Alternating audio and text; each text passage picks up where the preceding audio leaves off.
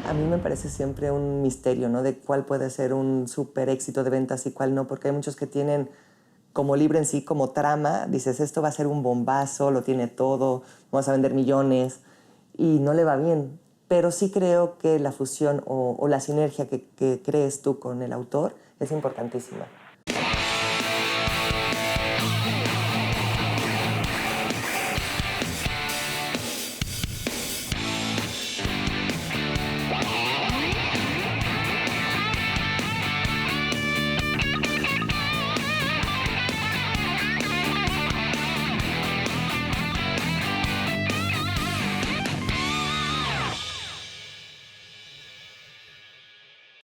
Hola, ¿qué tal? Yo soy Fernanda Vaca. Bienvenidos a Industria del Arte. En esta ocasión hablaremos acerca de la industria editorial. ¿Alguna vez has sentido curiosidad por saber cómo es que llegan los libros desde la mente de un escritor hasta las librerías donde podemos comprarlos? Escuchemos de viva voz a algunos de los actores que conforman esta industria, desde el autor, la edición de un libro, la repartición de ganancias y todo lo que implica llevar a cabo una publicación a las manos de los lectores. Acompáñame a descubrir todo lo que encierra el mundo de la industria editorial. Luis Carlos, platícanos un poquito. ¿Cuál es el trabajo del editor? El trabajo del editor, podríamos decir, como es el editor actual en México, que es el que se encarga de que exista un libro, desde el principio hasta el final. Aclaro primero en México y en este momento porque, por ejemplo, en lugares como Estados Unidos, se dividen los editores en dos. Está el que se dedica más a las contrataciones, la generación de contenidos, la búsqueda de manuscritos, el descubrimiento de autores, el manejo de las relaciones con ellos, y el que se dedica a la edición en la producción en sí, es decir, la hechura de los libros ya como objeto. Sí, aquí en México se suele hacer ambas labores el editor. Una vez que el autor ya ha entregado su manuscrito, el editor, lo ideal es que haga un trabajo de revisión con el autor. De ahí viene una lectura. Si dices el libro merece la pena ser publicado, entonces esa lectura es más profunda, se hacen comentarios al autor.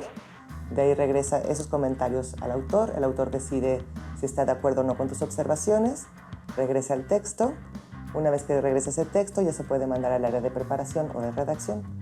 El redactor lo que hace, manda a un corrector externo que hace toda la preparación del texto, desde sintaxis hasta algunas oraciones confusas y ortografía. Regresa ese texto preparado, así se le llama, en el cual son visibles todas las correcciones que vienen marcadas. Ese manuscrito se devuelve otra vez al autor para que el autor esté de acuerdo o no con los cambios que se le proponen ya de estructura o de redacción o de algunos conceptos. Si lo acepta el autor, entonces se le da el visto bueno y se manda otra vez al departamento de redacción, mismos quienes lo mandan a maquetar. La maqueta es cuando ya tienes la hoja con los cortes que después se van a ir a producción. Esa maqueta también, una lectura se hace dentro de la editorial y la otra lectura la hace el propio autor. Regresa nuevamente a la editorial, ya todos estamos de acuerdo, visto bueno, y ya se puede mandar a la imprenta. Mientras todo esto está sucediendo, se empieza a hacer la parte de la portada. Ahí se trabaja con el área de diseño y también siempre el autor está detrás. Hay casos, y son muy comunes, donde se escriben libros por encargo. La otra parte es adquirir los libros ya escritos por medio de las agencias literarias o directamente con los autores. Un agente literario es el intermediario entre el autor y el editor.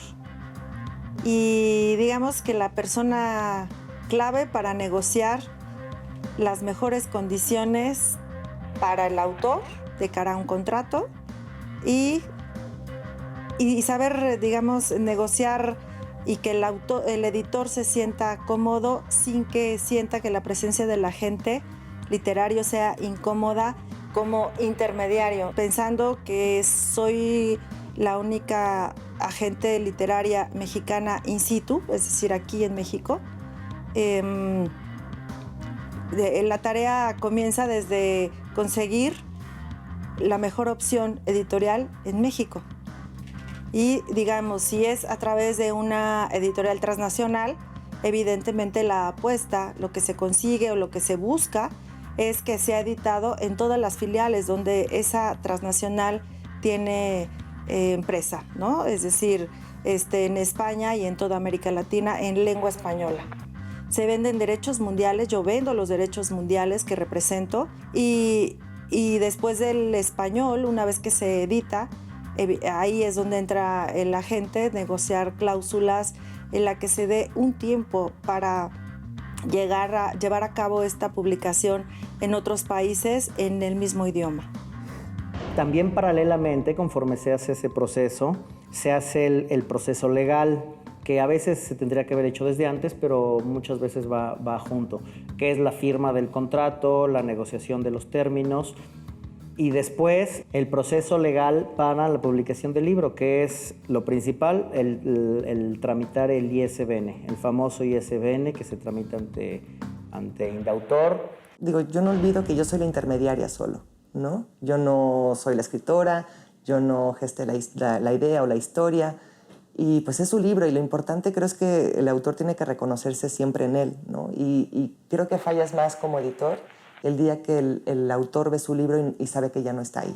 En las editoriales grandes el trabajo del editor es exclusivamente con la hechura del libro, adquisición de manuscritos, generación de contenidos y hechura del libro hasta antes de la producción. En editoriales más pequeñas, donde el editor se encarga de todo, el editor incluso tiene que buscar recursos para hacer el libro, tiene que solicitar becas o buscar apoyos con las universidades o los estímulos que haya, o bien con la cobranza y la administración, porque a veces no hay un departamento específico para eso, sino que es el editor mismo quien lo hace. El autor representa también como el 50% de que el libro se mueva en el mercado, ¿no? Con sus redes, con sus seguidores, con el impulso que dé, con la disponibilidad que esté para presentaciones o para prensa, pues sí lo necesitamos, ¿no? Porque hay muchos libros que vienen muy silenciosos, a lo mejor que el autor no está aquí y siempre cuesta más moverlos y que la gente se entere de su existencia. Parecería que es más glamuroso o más, digamos, divertido cuando se trata en este caso de un libro, pero finalmente nosotros, a lo largo de los años, desde 1971, pues este proceso fue evolucionando y fue profesionalizándose toda la cadena de abasto. Hasta hoy en día, digamos, de un inicio en donde se entregaban directamente desde las editoriales los libros, las librerías, como hoy en día que se ha profesionalizado y que, bueno, tenemos un centro de distribución para poder entregar en los 35 puntos de venta que tenemos, como librerías, en los 270 puntos que existen en Walmart, donde estamos hoy en día en los supermercados, y en las tiendas departamentales como Palacio de Hierro. Entonces, de este centro de distribución, este concentrador, lo que se hace es que las editoriales entregan directamente en este lugar. Hay un análisis por parte del área de compras y comercial, en donde están analizando constantemente cuáles son las necesidades que se tienen en cada una de las librerías y el desplazamiento de cada uno de los títulos. Se hace el envío directamente desde ahí, las transferencias de libros a cada una de las librerías. En cada librería entra en el almacén y finalmente son colocados estos libros en el anaquel o en el espacio, digamos, dependiendo del título que es, la colección que es y la promoción que se le va a hacer al libro específico o al lanzamiento específico. La importancia del Fondo de Cultura Económica es grande porque ha formado varias generaciones lectoras. Tiene 83 años ya, se fundó en 1934 a instancias de Daniel Cosío Villegas y originalmente empezó siendo una editorial, un fondo editorial que publicaba solo material que interesaba a los estudiantes de economía. Así surgió el Fondo de Cultura Económica. El Fondo de Cultura Económica, además de brindar una oferta editorial y comercial, también lo hace a través de actividades culturales. Estamos aquí, esta sede es la Librería Rosario Castellanos, que pertenece al Centro Cultural Bella Época, un centro cultural que se compone por 3 grandes áreas, ¿no? El Cine Lido, la Galería de Arte Luis Cardosa y Aragón y la Librería Rosario Castellanos. Una parte importante de las actividades, tanto comerciales como culturales y editoriales del fondo, es la oferta también infantil.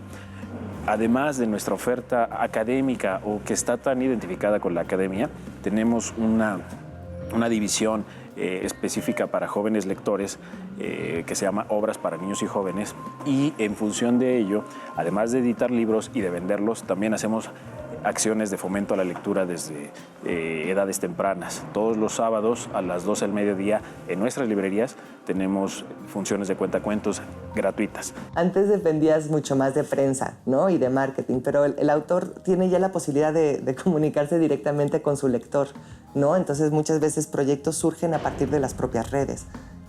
Autores que tienen miles de seguidores, para nosotros es un plus, entonces los vamos a buscar, ¿no? Por ejemplo, Betinorama llegó hace como 2 años, creo, a buscarnos, 1 año y medio.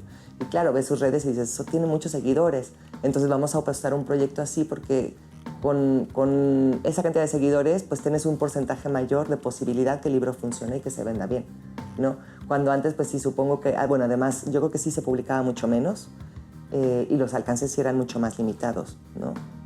Cuando no habían esas redes sociales.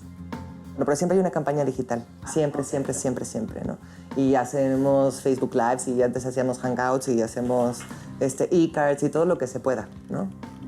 Y porque también implica tránsito para nuestra página y también que se sumen más seguidores, entonces todo es como un ida y vuelta que a todos nos ayuda. Además de en sí lo que implica el llevar un área de mercadotecnia, nos basamos mucho en la comunicación digital, en redes sociodigitales, pero también en actividades culturales. Mi trabajo consiste en todo eso, en aglutinar todos esos esfuerzos, específicamente en el Centro Cultural Bella Época, pero también en otras librerías de la Ciudad de México, para acercar a los lectores al producto que vendemos, que es el libro, tanto sea en formato impreso como en formato digital.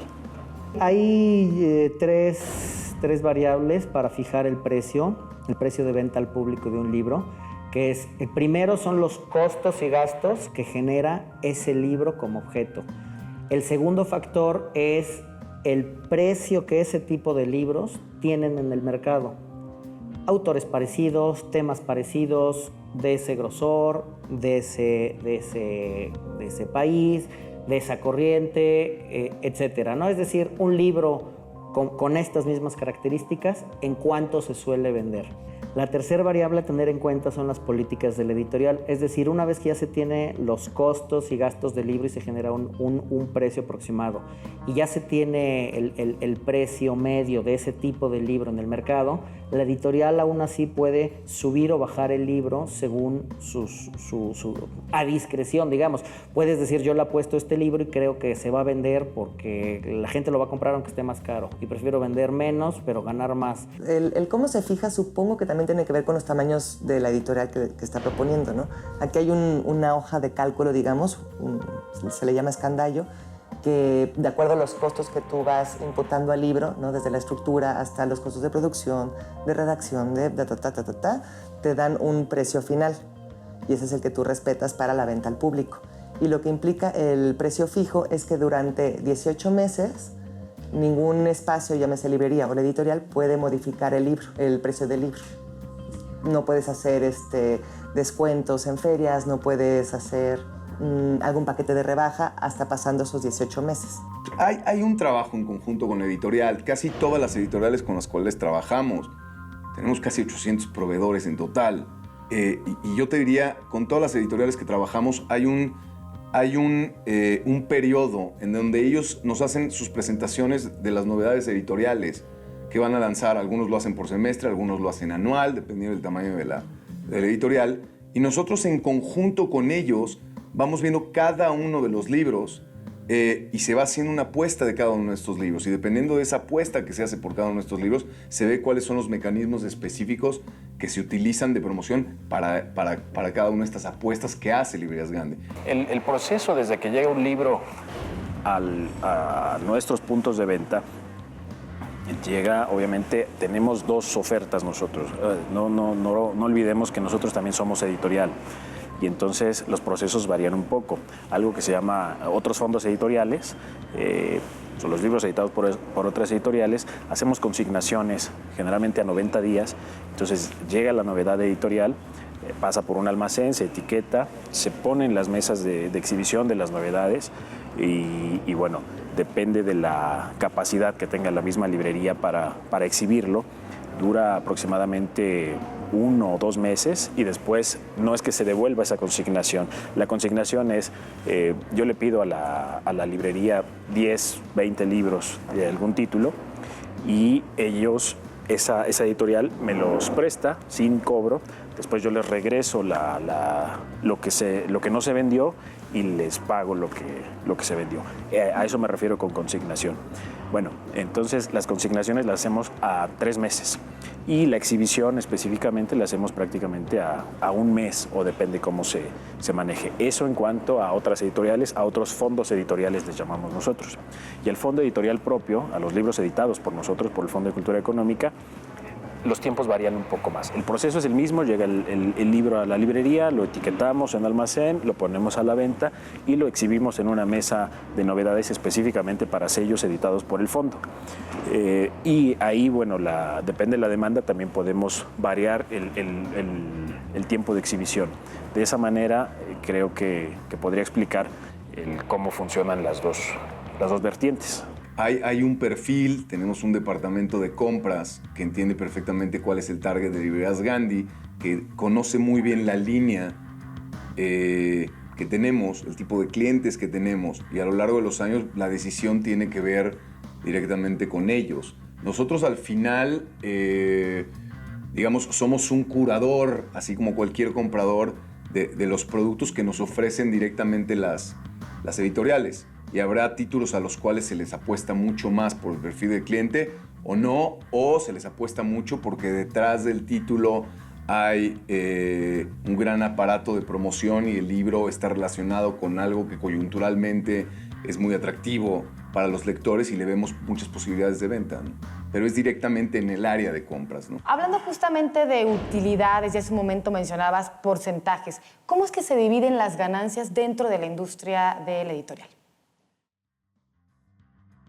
A grandes rasgos, porque varía según las negociaciones que hay en las editoriales con los libreros y con los autores y demás, pero a grandes rasgos yo te podría decir que es 40, 30, 20 y 10. 40% del precio de venta al público.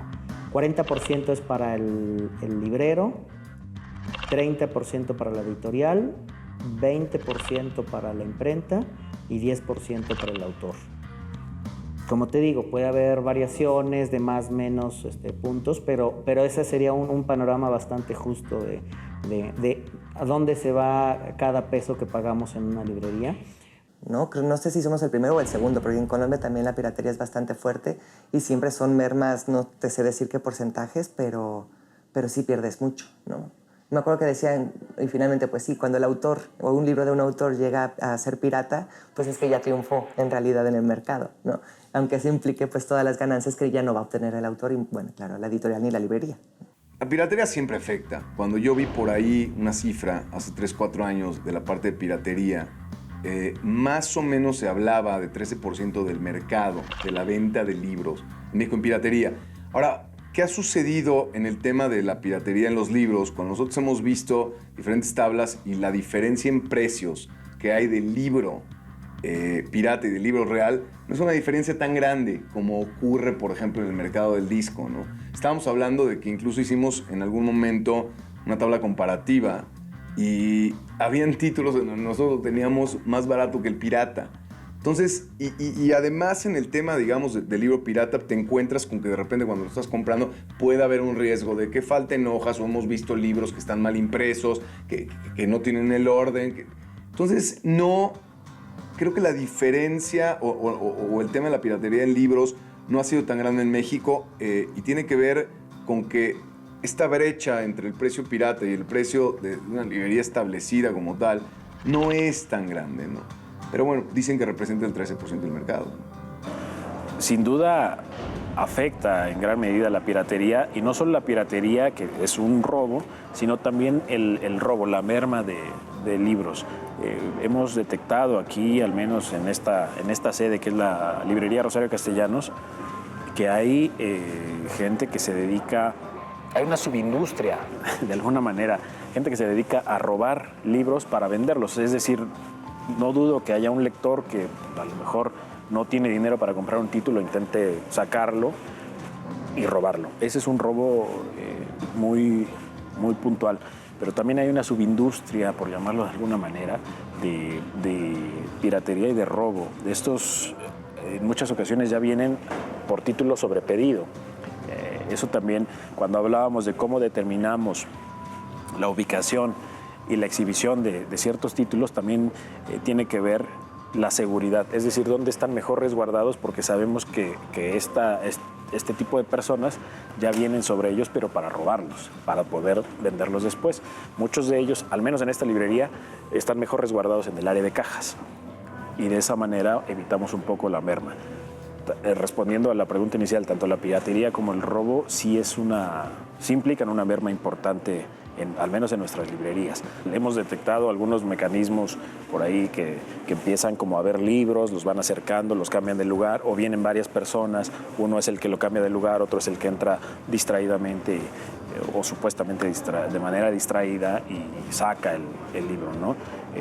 Hay mucha gente también que no entiende que pongamos una etiquetita. Si tú vienes a una librería del Fondo de Cultura Económica, te ponemos un sticker para que puedas pasar con tu libro. O sea, nadie te dice que no pases con el libro, simplemente que nos permitas ponerle una etiqueta o un distintivo. Esto con el fin de tener mayor control. De repente sucede que por ahí veía un dato en donde el 50% de los libros que lanzan las editoriales al siguiente año ya no los vuelven a editar. Es decir, hacen un tiro, una apuesta inicial y únicamente el 50% de esos libros que están lanzando le vuelven a apostar el año que entra, o les generó, digamos, una venta interesante que creen que pueden tenerlo todavía en el mercado. Pero el otro 50% de lanzamientos ya no están en el mercado, ya no están editados, y si te lo encuentras en algún lado son de esos libros que se quedaron y que no se vendieron en su momento.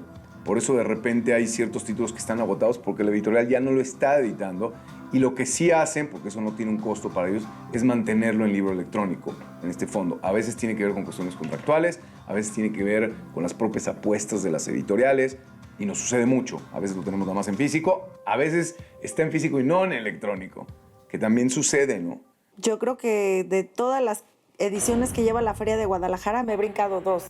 Toda la vida he ido a la Feria de Guadalajara, primero como editora, pero este año será el tercero que esté participando en el Salón de Derechos como agente literaria, que ahí solo son reuniones con editores extranjeros o locales. Entonces, ¿cuál es la diferencia respecto de la de Frankfurt? Que en Guadalajara tendremos reuniones también con editores mexicanos, porque tienes a todos en el mismo lugar, y digamos que estamos en el trecho del año en el que muchos autores terminan sus manuscritos y tenemos propuestas para ofertar. Yo creo que es como una fiesta, además, ¿no? Y estas que ya tienen una tradición y que cada vez son más importantes y cada vez va más gente, también si uno se pone en el lugar del lector, pues a lo mejor es tu oportunidad para ver a ese escritor que lo has añorado y que ahora resulta que va a estar y que lo puedes escuchar. Otra es la posibilidad de generar curiosidad, ¿no? Las ferias de que pronto yo pasaba por aquí, mira, hasta la del Zócalo, ¿no? Que a veces tiene un espacio distinto, es un espacio abierto, que no necesariamente tengas que ir a escuchar justo el libro, sino que pasabas por ahí, viste una silla y dijiste, me siento.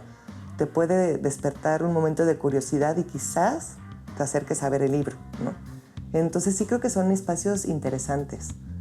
Y a lo mejor, no sé, o sea, Guadalajara es muy importante, a lo mejor hay ferias pequeñitas que dice la editorial, no, ¿para qué tal? Pero yo creo que todo suma, todo funciona y hay que estar en todas. Nosotros empezamos a trabajar con el tema del libro electrónico por ahí del 2008, y me refiero a trabajar a que estábamos sobreinformados con el asunto, porque veíamos esta tendencia que era evidente en los Estados Unidos, esta tendencia que empezaba a crecer en Europa, y de alguna manera, desde luego, aparecen las comparaciones de formatos, ¿no? Aparecen los miedos pensando en que el libro en papel ya no iba a estar, entendiendo bien que la parte del libro físico tiene unas connotaciones emocionales en la lectura misma como tal, que son difíciles de reemplazar por el libro electrónico, en este caso en el libro físico, el tocarlo, el olerlo, el libro como artículo decorativo incluso, el libro como artículo fetiche.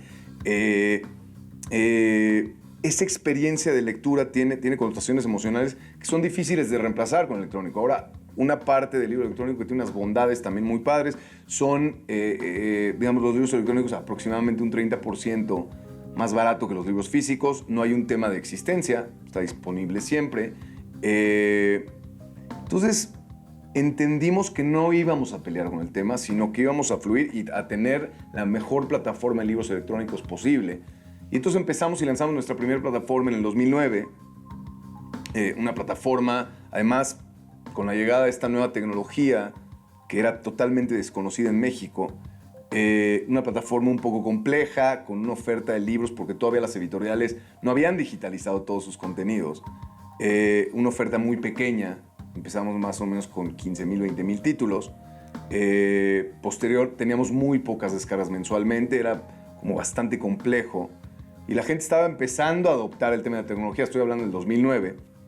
Posteriormente, hace 4 años aproximadamente, 4 años y medio, relanzamos la plataforma de libros electrónicos mucho más amigable, mucho más accesible, visualmente más clara, con más información para cada uno de los compradores, mucho más fácil de descargar el libro y de tener esa sincronización con las diferentes multiplataformas. En este caso, poder leer en tu celular, poder leer en tu tableta, poder leerlo en tu computadora o en tu lector de libros electrónicos. Y finalmente, hace 2 años, hicimos una alianza con, a mí me parece, uno de los pioneros del tema del libro electrónico, que es una marca, se llama Kobo, una marca canadiense, que a mi parecer tiene la mejor plataforma de libros electrónicos. Y entonces, bueno, ha ido creciendo. Sin embargo, yo te digo, en comparación de lo que se creía que iba a suceder con el mercado, no, desde luego no ha sucedido. En Estados Unidos se habla más o menos del 28-30% del mercado de venta de libros electrónicos. En el caso de Europa, un 20%. En México se habla de que ronda entre un 2 y 2.5%. Incluso en el caso de Estados Unidos el año pasado, que digamos estaban aterrados pensando en que el libro físico se iba a acabar, el año pasado tuvo un repunte el libro físico, se vendió más, incrementó más en porcentaje que la venta del libro electrónico. Parece ser que ya de alguna manera se estacionó.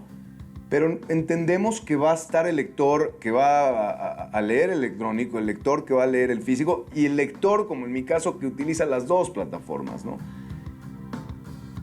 Y entendimos eso, y entendimos que teníamos que trabajar para poder darle esta experiencia al lector en esta era de la inmediatez, en donde el lector quiere su libro en ese momento. Y toda la estrategia de la empresa tiene que ver con eso, con el libro en todas partes. El libro en los supermercados, el libro en las tiendas departamentales, el libro en nuestras librerías, el libro en tu teléfono, el libro en tu tableta, el libro donde tú quieras, en tu domicilio, en la página de internet. Y entonces, bueno, de alguna manera es una visión general de hacia dónde vamos. Y bueno, como pudimos ver en voces de distintos representantes del medio, la industria editorial como otras, incluye un segmento de producción, otro de distribución y uno más de venta al público. Pero más interesante aún fue que pudimos entender un poco algunos procesos específicos dentro de las propias editoriales y librerías. Por un lado está la generación de contenidos, la importancia que le da un editor al autor, cómo se promocionan las obras, el cálculo de las posibilidades de venta y el uso de las redes sociales. Y por el otro lado, cómo se decide colocar una obra en la mesa de novedades, cuánto tiempo aproximado se le da a esto, qué pasa con los libros que no se venden y un poco acerca de las nuevas tecnologías y los libros electrónicos. Y hablando de la repartición de ganancias, nos enteramos de que el precio de un libro depende del costo de su producción, de la situación en el mercado y la política editorial. Y así es como funciona la industria editorial en México. Ha sido un gusto para mí compartirlo con ustedes. Yo soy Fernanda Vaca y agradezco enormemente su compañía. Esto fue Industria del Arte.